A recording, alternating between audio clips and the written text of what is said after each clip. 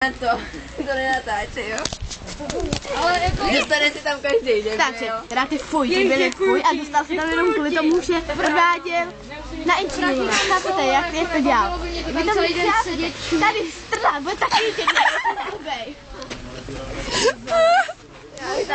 Já začnu bratříka, tady je úplně tak, tady je úplně tak nevětej.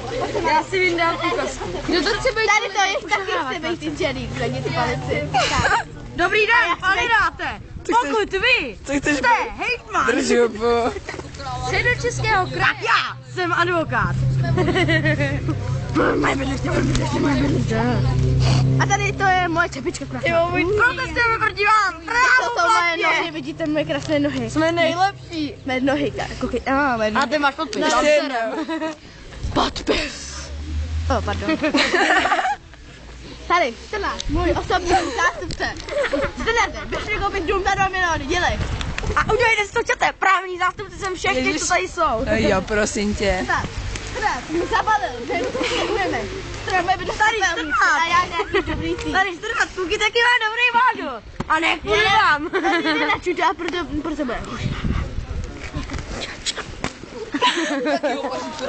No, pojďte. Takže a já jsem samozřejmě nejlepší a jsem lepší než ty. Jasný. Ona chce dům za 2 miliony. A já chci za 5. S bazénem. Už tam jednou udělali žilivky. A ještě tady do Filipe. Ne. No to jo.